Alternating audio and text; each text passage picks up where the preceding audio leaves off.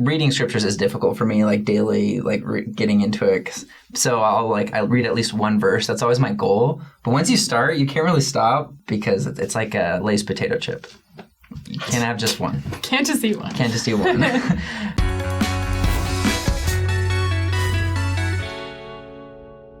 Hey guys, welcome to another episode of Saints Unscripted.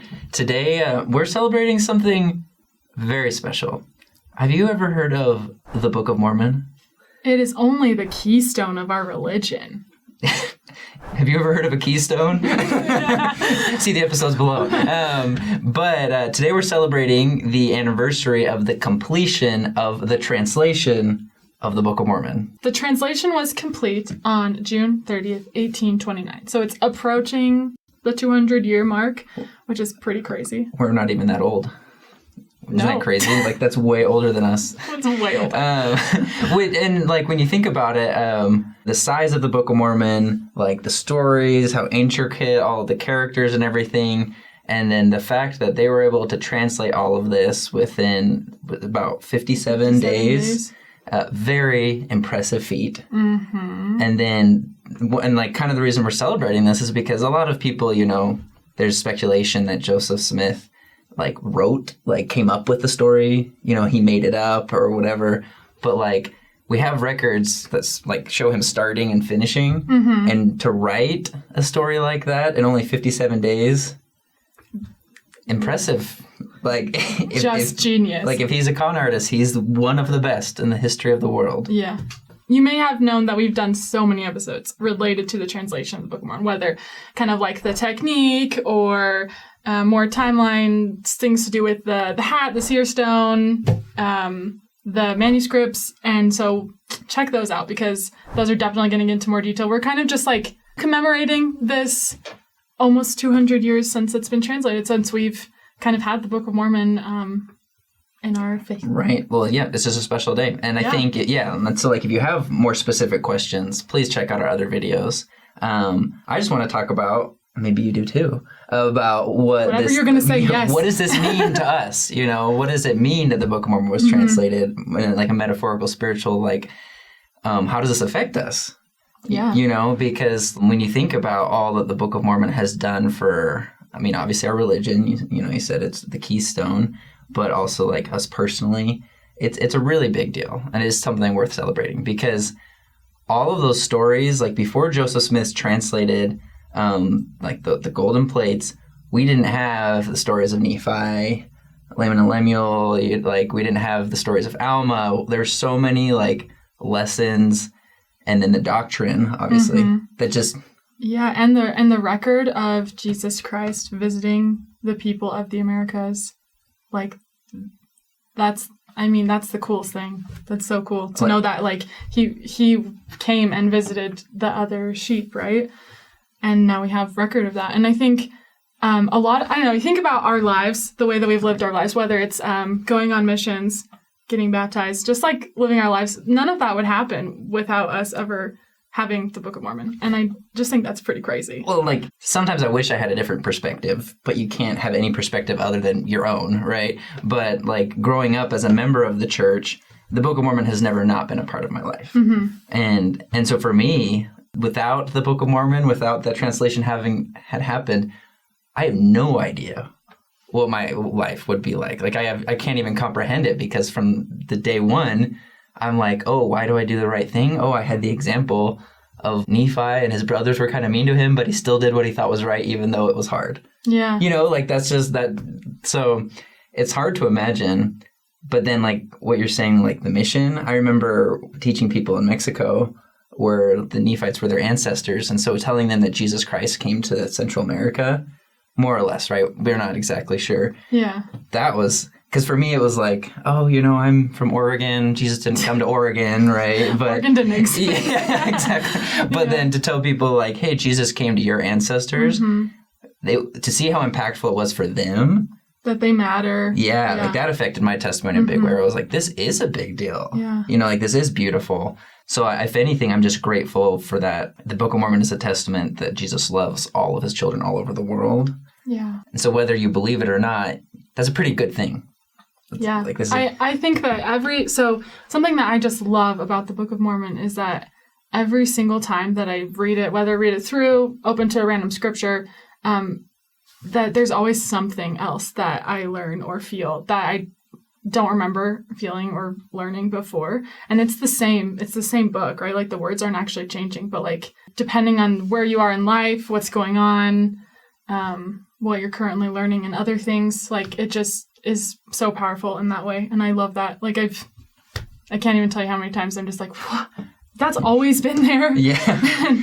Like my war strategy has improved so much because of the chapters in Alma, and every time I'm like, oh, I didn't think of attacking my enemies that way. Sorry, I'm just kidding. It's true though. There is a lot of war.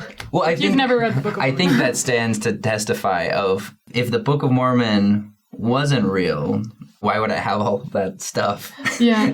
Like if the Book of Mormon was purely just to manipulate people's faith, then I feel like there's a lot of things it could do or could say, or if it's just a person's thoughts on the gospel.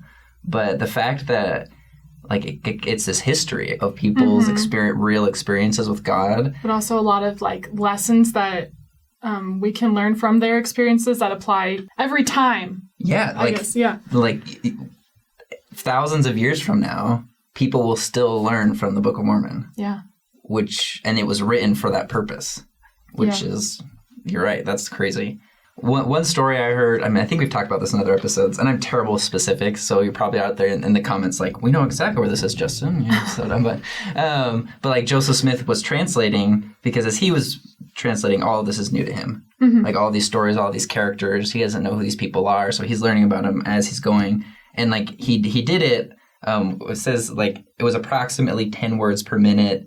They're doing like 8 hours a day, so that's a long time to be immersed in a world. Yeah. I've read some Brandon Sanderson books that are like 40 hours long on audiobooks. So it'll take me like 2 or 3 weeks while I'm working in the yard, listening to that. Mm-hmm. But this was 2 months of just immersed in this world. And there's this one part where like he was reading and it was about like the walls in Jerusalem falling or whatever. And then he like pops over and is like, did that really happen? And they're like, yes. Like he didn't even know about this world, but he was just learning as it went. And so if you're not religious at all, if you're just curious about learning, the Book of Mormon is this great read. Yeah. I mean, like it has war, but it also has like triumph and like love and I don't know, just like everything that a really good book has, it does. A lot of it is chronological, especially when you are talking about Nephi's family, and then we go into like Alma, all these different prophets and their experiences, and it's just like sometimes when you're in the right mood, you can't set it down, honestly. I do this because reading scriptures is difficult for me, like daily, like getting into it. So I read at least one verse. That's always my goal. But once you start, you can't really stop. Yeah. I'll always end up reading a chapter or something because I'm like, well, then this happened and then this happened. And I just keep going and then it's like late and I'm tired. But it's really hard to sit down and just read one verse because it's like a Lay's potato chip. Bet you can't eat just one.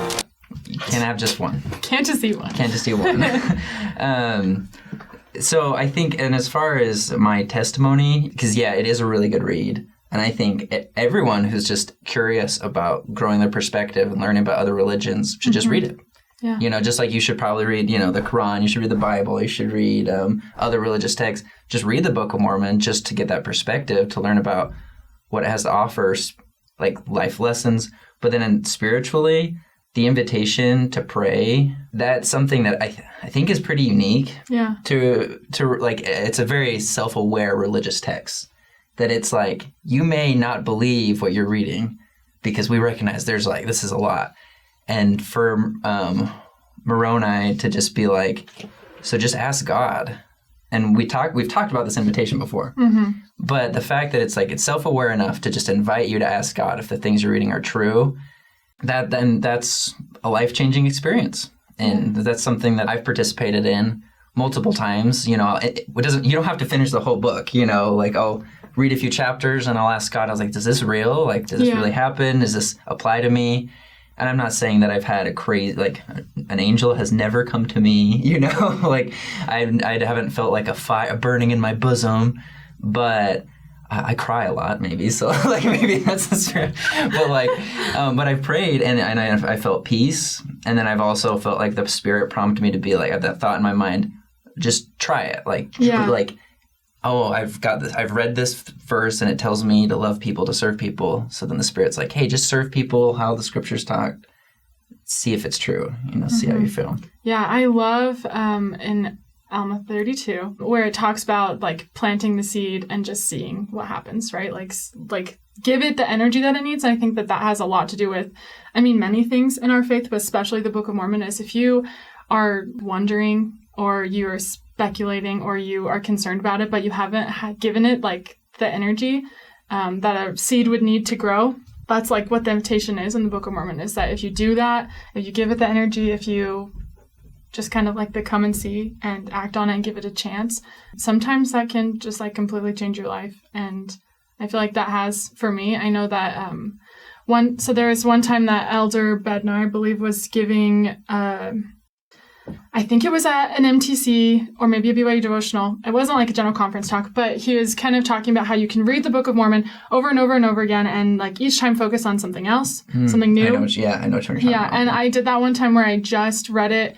and highlighted every mention of Jesus Christ, whether like all of the different names that is used to describe him. And I realized like he is in this book. Like if you're wondering, are we Christians? Like Jesus Christ is everywhere in there, and learning so much about him is just really, really powerful. No matter what background you're coming from, we invite you to read it, and especially if you're a Christian, I know you will grow closer to Christ by reading it.